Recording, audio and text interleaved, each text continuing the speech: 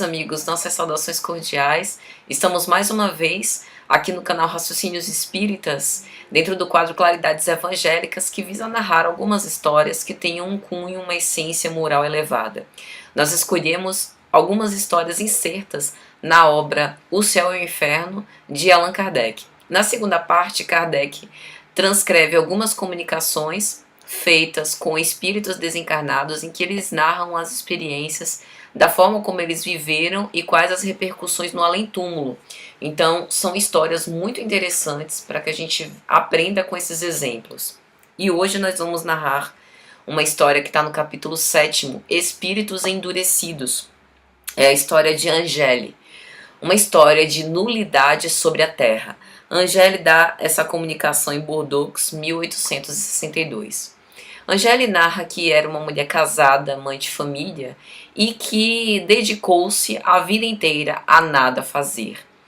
Ela não se encarregava dos afazeres domésticos no seu lar, da educação à sua filha, de cuidar do seu marido. Ela sempre negligenciou todas essas atividades, não tinha um labor profissional em que ela se dedicasse, não se dedicava a ajudar os seus semelhantes, enfim, não havia nada que fazia os seus olhos brilharem, em que ela pudesse se dedicar ao serviço. Serviço de si mesma, aperfeiçoando-se moralmente, nem serviço aos outros, aos seus semelhantes, nem a empregada que era sua assistente para os serviços domésticos, ela se encarregava de escolher, sempre deixava esse encargo para os outros. Então ela se comunica bem monossilábica e o médium que espontaneamente cede o seu corpo físico para que ela se comunicar, o interlocutor então começa: arrependei-vos de vossas faltas? E ela não. E por que viestes até nós? Não sois, pois, feliz? Ela não. O que vos falta? A paz. Então ela sentia uma sede imensa de paz.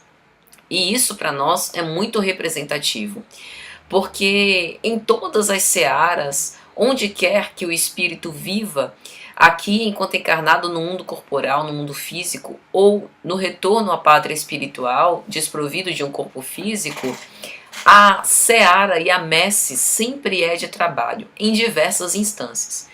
Então, se nós não tivermos acostumados com o trabalho e vivermos assim na inação, sentiremos uma sede, uma angústia imensa, uma falta de paz, porque isso contraria a natureza humana. Nós fomos criados para o trabalho. E para fazer o bem, não basta deixar de fazer o mal. Allan Kardec avaliou isso em O Livro dos Espíritos, na questão 642. Será suficiente não se fazer o mal para ser agradável a Deus e assegurar uma situação futura?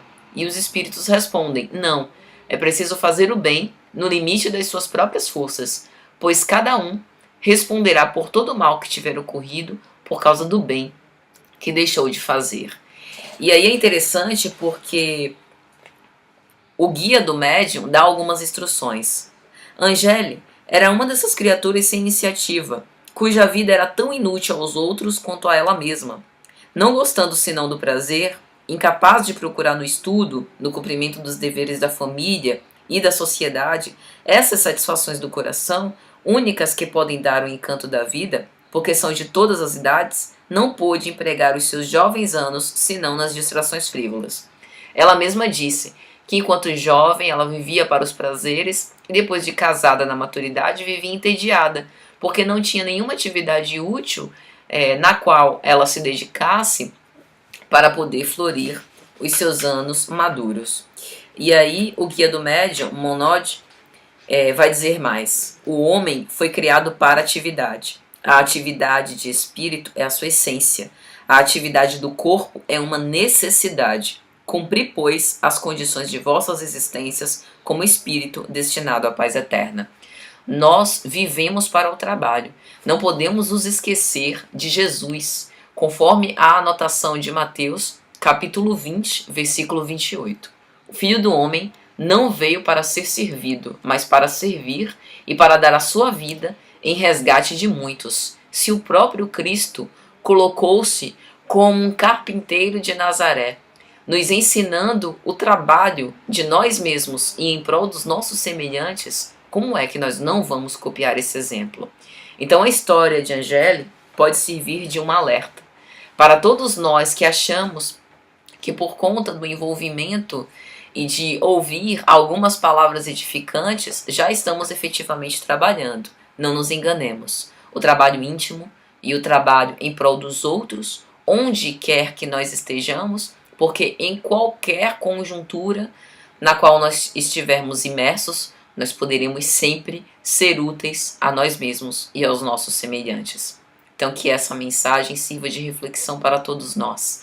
Nos movimentemos para o trabalho, porque o instrumento não foi feito para ficar encostado, mas para ser aprimorado com base no seu esforço próprio. É isso, meus amigos. Até a próxima, se Jesus permitir.